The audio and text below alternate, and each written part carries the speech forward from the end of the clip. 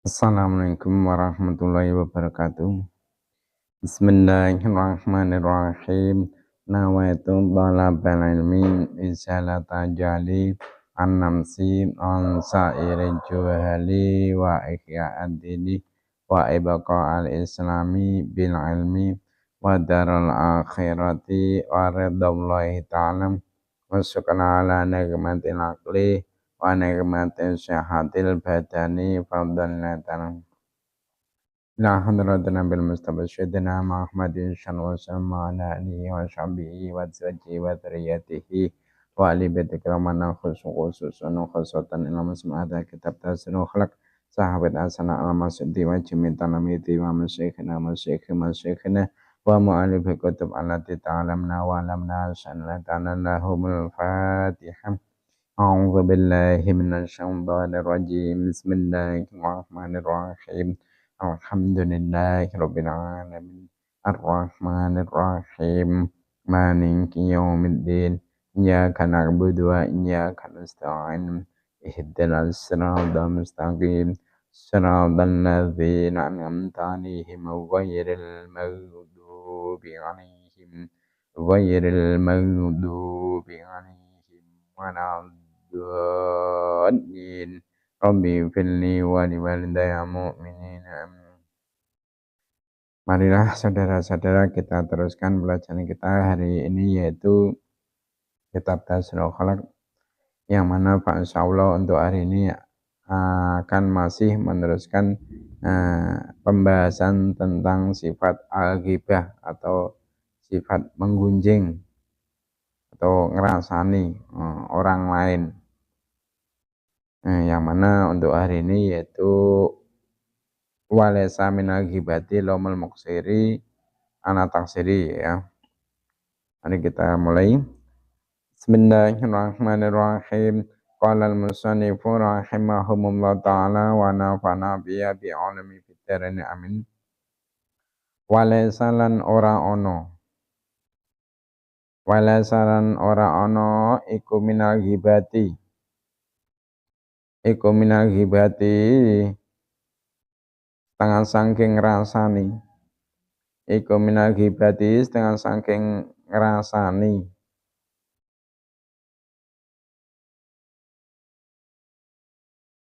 Apa laumul muqsiri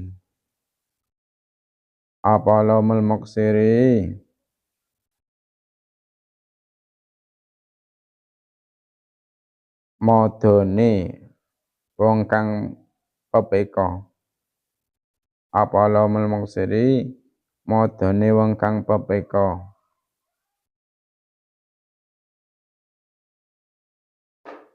Ala taksiri ing atase pepekane muqsir. Ala taksiri ing atase pepekane muqsir. Wa irsaduhu lan nuduhake muqsir. Wa irsadu lan nuduhake muqsir ilama maring perkara fi kang iku tetep ing dalem maslahatuhu utawi kebagusane muqsir. Maslahatu utawi kebagusane muqsir. Jadi bukanlah termasuk ghibah, bukanlah termasuk menggunjing atau ngerasani, yaitu menegur orang yang ceroboh, sembrono atas kecerobohannya dan menunjukkan pada sesuatu yang mana di dalamnya itu terdapat kebaikannya. Jadi umpama ada orang yang melakukan kemaksiatan dengan secara terang-terangan. Mungkin ada orang yang sambung ayam atau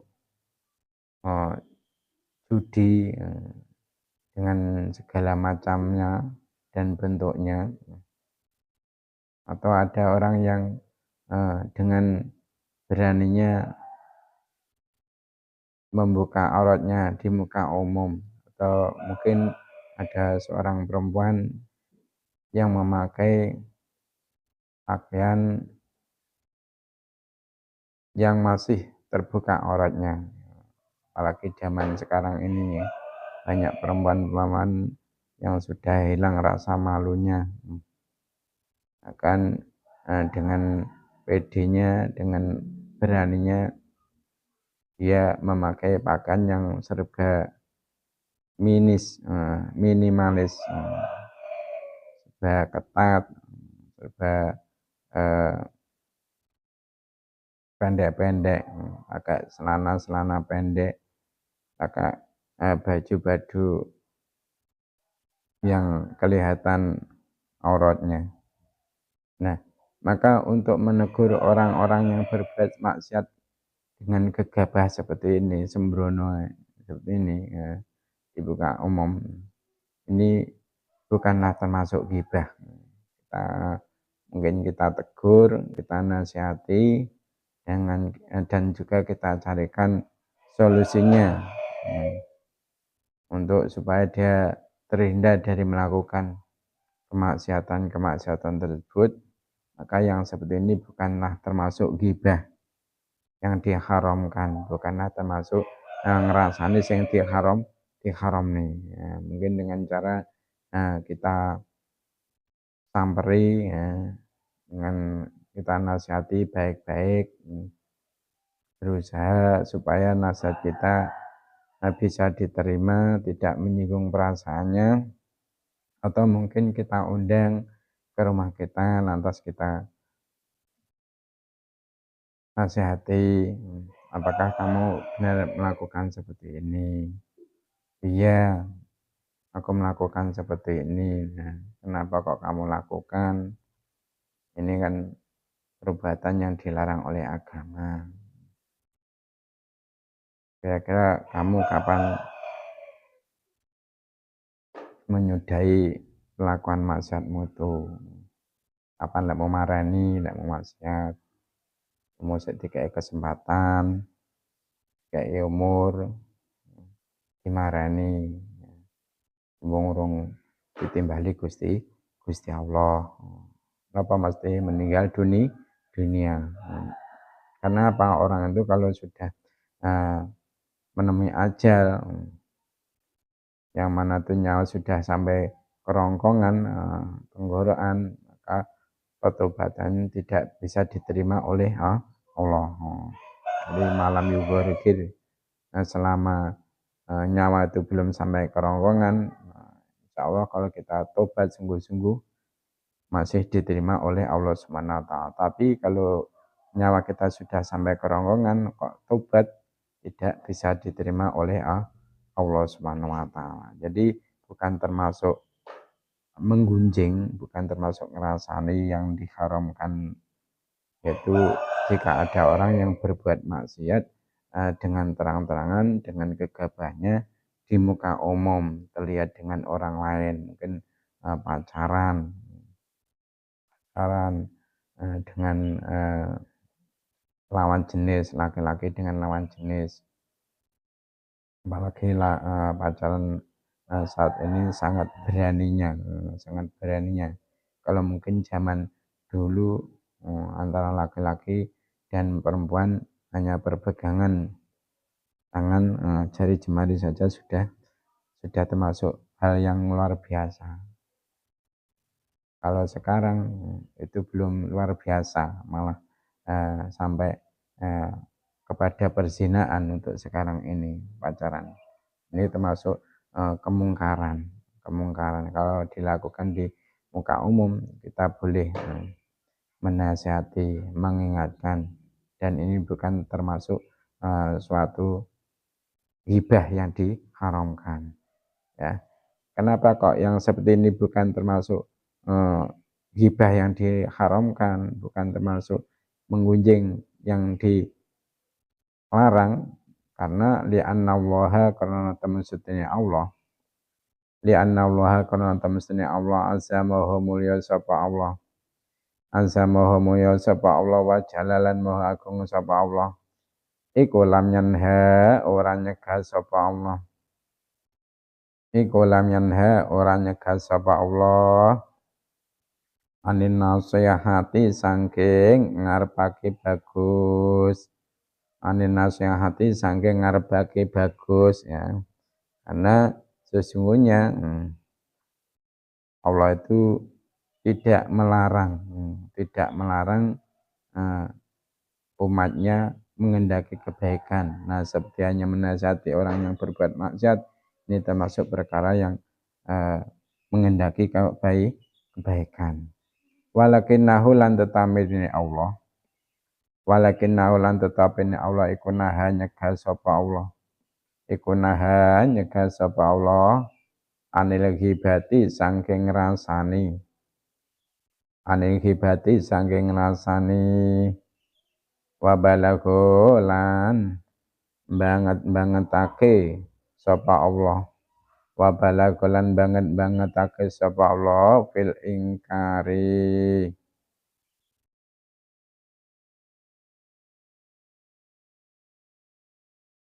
Fil ingkari ing dalem ngingkari utawa ngangasi. Fil ingkari ing dalem ingkari alaiha ing atase ghibah. Alaiha ing atase ghibah. Faqala mongko dawuh sapa Allah. Faqala mongko dawuh sapa Allah. Wala yaghtab ba'dukum ba'dan ayyuhibbu ahadukum ayyakula lama akhi maitan fakarihtum. Wala yaghtab lan ojo ngrasani. Wala yaghtab lan ojo ngrasani sapa ba'dukum setengah sira kabeh. Sapa ba'dukum setengah sira kabeh ba'dan ing setengah kang meneh. Ba'dan ing setengah kang meneh ayuhibu ana ta demen sapa ahadukum. Ayuhibu ana ta demen sapa ahadukum salah sijine sira kabeh. Sapa ahadukum salah sijine sapa ahadukum salah sijine sira kabeh ayakula ing yen to mangan sapa ahad.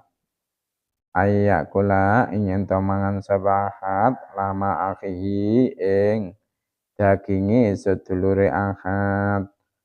Lama akhihi ing daginge sedulure ahad maitan halih mati. Maitan halih mati pakarih tumuhu mongko sebabe sengit sapa sira kabeh ing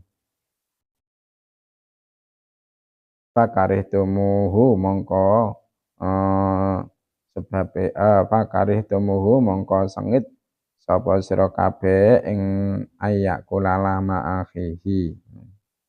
Jadi Allah Subhanahu wa taala itu telah menyampaikan di dalam masalah mengingkari hibah, yaitu di dalam firman-Nya wala yaghtab ba'dukum ba'dan ayuhibbu ahadukum ayyakula lama akhi maitan fakarihtumuh, ya. Dan janganlah menggunjingkan satu sama lain. Adakah seorang di antara kamu itu yang suka memakan daging saudaranya yang sudah mati?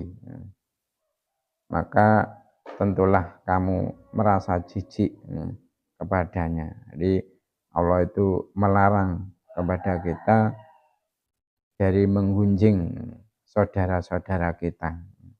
Saudara-saudara kita di sini ada saudara ikhwatul muslimin, saudara di dalam sama-sama agamanya, sama-sama Islamnya. Itu tidak dibolehkan saling menggunjing satu sama lain. Bahkan Allah mengibaratkan Orang yang menggunjing kepada saudaranya yang lain itu bagaikan memakan bangkai saudaranya. Nah, ketika kita menggunjing saudara-saudara kita sesama muslim, ya Allah diibaratkan kita itu makan daging saudara kita yang sudah menjadi bangkai, yang sudah mati. Apakah kita itu mau makan saudara kita yang sudah menjadi bangkai? Jelasnya kan tidak mau, tidak mau. Nah, kenapa Allah kok mengibaratkan orang yang menggunjing ini bagaikan memakan daging saudaranya yang sudah menjadi bangkai? Karena di dalam menggunjing ini orang itu kalau menggunjing orang lain, orang yang digunjing ini akan bisa mati karakternya, bisa mati nama baiknya, bisa hancur nama baiknya, bisa sempit rezekinya. Karena apa? Sebab kunjungan yang kita lakukan. Makanya kalau kita itu mengunjungi orang lain, orang yang kita kunjungi itu akan mati karakternya. Makanya Allah mengibaratkan orang yang mengunjung itu bagaikan memakan bangkai saudara-saudaranya. Nah, walaupun toh secara garis besar, secara umum menghibah ini termasuk perkara yang dilarang oleh agama. Namun ada beberapa kondisi kita itu boleh melakukan hibah, boleh kita itu menggunjing orang lain. Nah, kondisi-kondisi tertentu itu kita boleh menghibah kepada orang lain, mengunjung orang lain. Nah, Imam Nawawi itu menyebutkan 6 kondisi di mana seorang muslim itu boleh menghibah kepada orang lain. Nah, 6 kondisi itu apa saja? Nomor 1, beliau menyebutkannya dengan perinci. Yang nomor 1 yaitu dalam sidang perkara di muka hakim. Ketika mungkin kita ada masalah dengan orang lain, lantas masalah tersebut sampai naik ke pengadilan, maka boleh kita itu menerangkan penganiayaan yang orang lain lakukan kepada kita secara dolim. Atau mungkin kita menjadi saksi di pengadilan tentang kejahatan yang terjadi. Maka kita pun boleh membicarakan atau memberitakan tentang kejahatan orang-orang tersebut. Nah, ini bukan termasuk hibah yang dilarang. Kan termasuk hibah, tapi hibah yang enggak dilarang. Nah, yang nomor 2 yaitu dalam melaporkan pelanggaran hukum pada aparat kepolisian atau otoritas terkait dengan niat apa? Dengan niat mengubah kemungkaran tersebut. Misal kita bermusyawarah kepada orang yang menjadi ketua RT di daerah kita atau ketua RW yang ada di daerah kita. Terus di daerah kita itu ada kemungkaran, ada kemaksiatan yang dilakukan dengan terang-terangan. Lantas kita musyawarah dengan tokoh-tokoh masyarakat yang ada di sekitar kita untuk membicarakan kemaksiatan yang dilakukan secara terang-terangan di daerah kita. Dan kita mencari solusi jalan untuk merubah kemungkaran tersebut. Maka dalam hal seperti ini kita boleh membicarakan kejelekan orang yang berbuat maksiat dengan terang-terangan tersebut. Nah, yang nomor 3 yaitu dalam meminta fatwa kepada seorang mufti. Jadi seseorang itu boleh menceritakan masalahnya untuk memberikan gambaran yang jelas bagi ulama atau kiai yang mengeluarkan fatwa. Tetapi kalau penyebutan nama secara personal itu tidak dibutuhkan. Lebih baik tidak mengambil jalan ghibah, nggak usah menyebutkan namanya per orang. Nah, yang keempat, ghibah yang diperbolehkan itu dalam mengingatkan publik agar terhindar dari kejahatan pihak baik personal maupun institusi. Jadi baik personal maupun institusi. Nah, hal itu dilakukan antara lain oleh para ahli hadis, oleh orang-orang yang ahli hadis terhadap perawi-perawi yang bermasalah, atau misalnya dalam konteks kekinian adalah yaitu travel umroh yang bermasalah, maka kita boleh untuk mengingatkan jamaah yang mau mengikuti travel bermasalah tersebut.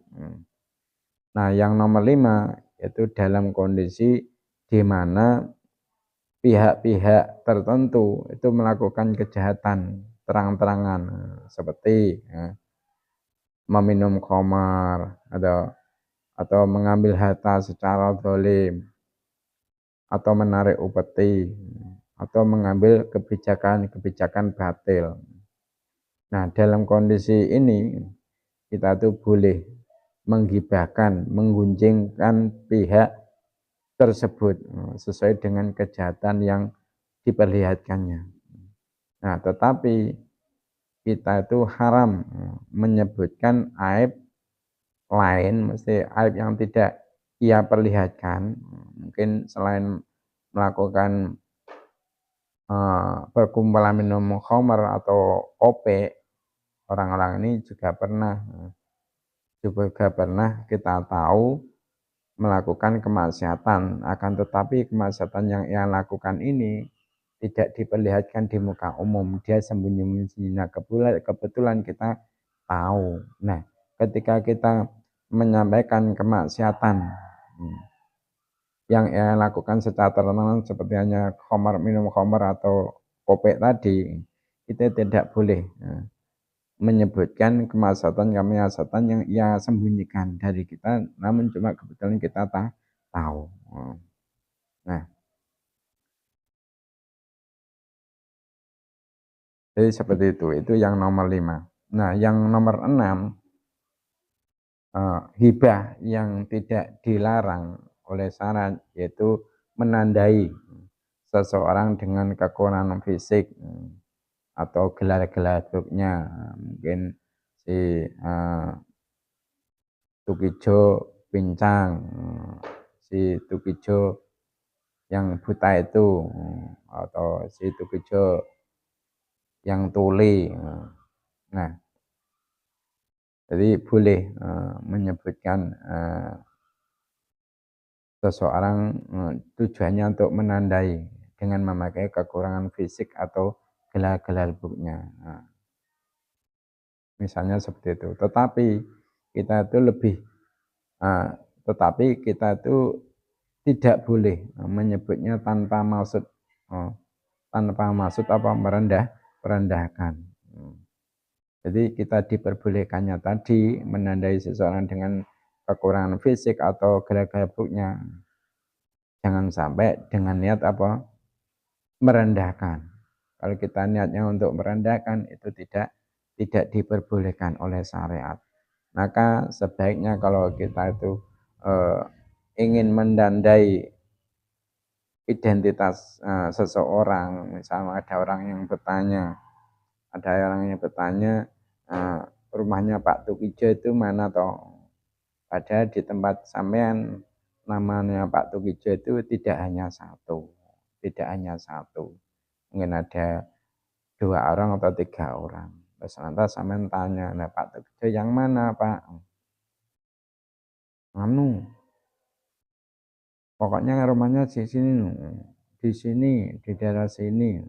Terus aman tahu kan bahasanya Pak Tukijo di daerahmu tidak hanya satu orang. Terus lantas aman menyebutkan ciri-cirinya. Pak Tukijo yang tuli itu ya? Atau Pak Tukijo yang pincang itu ya? Atau Pak Tukijo yang buta itu ya? Nah, itu boleh. Kalau seperti itu boleh, asalkan nggak niat merendahkan. Tapi sebaiknya apa? Sebaiknya kamu dahului kata-kata tersebut dengan maaf. Maaf Pak, apa mungkin Pak Tukijo yang tidak bisa mendengar itu ya? Jadi kita mulai dengan kata-kata maaf supaya apa? Untuk menghilangkan kesan bahwasanya kita itu merendahkan kepada Pak Tukijo tadi.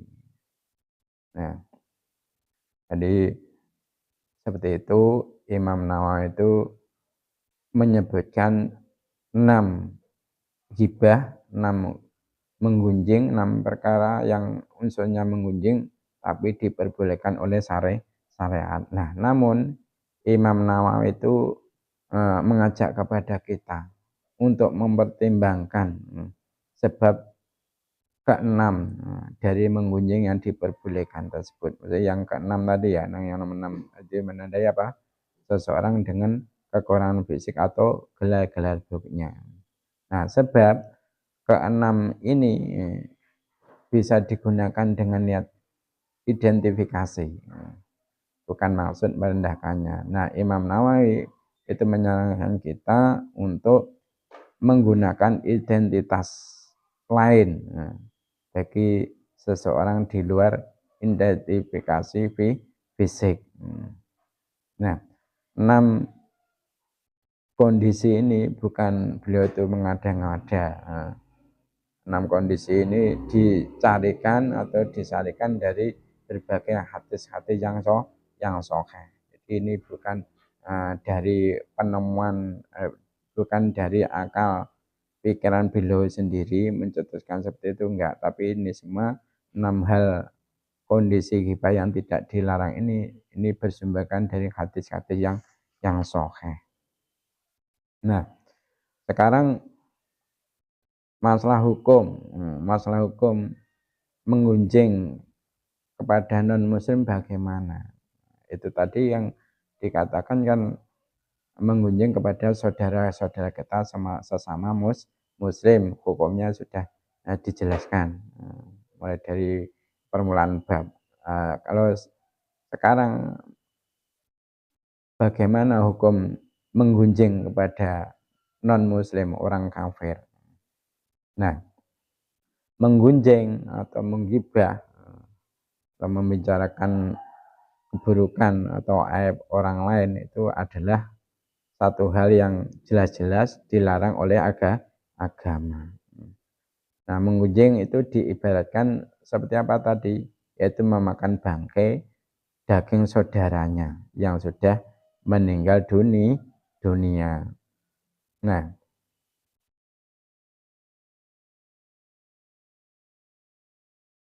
untuk masalah menggunjing kepada non muslim, orang kafir yang zimi itu kafir yang mempunyai akad damai dengan orang-orang Islam. Ini hukumnya masih apa? Ulama beda pendapat. Jadi masalah ini Imam Ghazali itu mengatakan bahwasanya mengunjing non muslim yang tidak memerangi orang Islam, maksudnya kafir dhimmi, itu hukumnya haram menurut Imam Ghazali. Nah, tetapi Ibnu Munzir menyatakan sebaliknya. Berarti kalau menurut Ibnu Munzir tidak haram. Nah, Imam Ghazali itu memandang orang non muslim yang tidak melakukan perlawanan atau pemberontakan,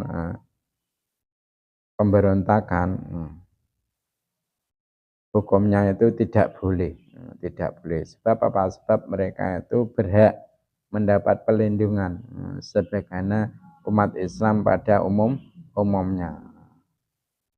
Jadi mulai dari kehormatan pribadi, darah, dan harta benda mereka masing-masing secara resmi dilindungi oleh ikatan-ikatan syariat Islam. Nah, oleh karena itu menyakiti non muslim hukumnya sama dengan hukum menyakiti orang Islam.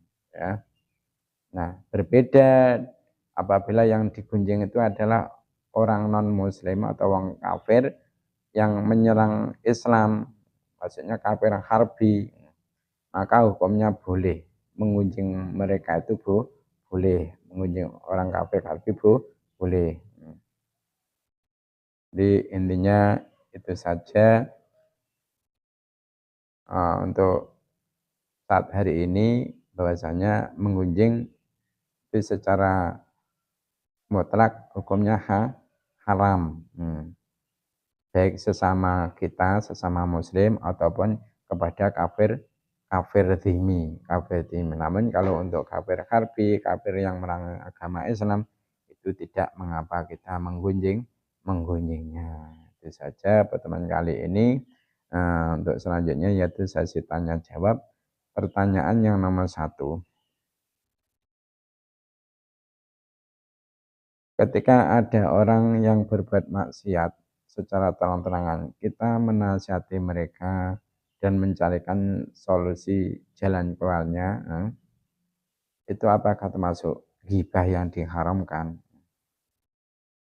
Pertanyaan yang nomor 2, ada berapa macamnya ghibah yang diperbolehkan oleh syariat menurut keterangan Imam Nawawi?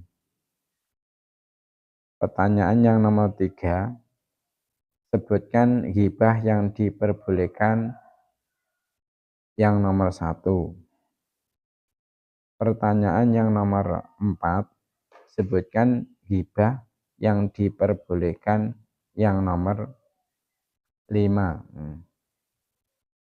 Pertanyaan yang nomor 5, ketika kita menggibah kepada kafir dhimmi, kafir yang punya akad damai dengan orang Islam, itu bagaimana ghibah yang kita lakukan hukumnya?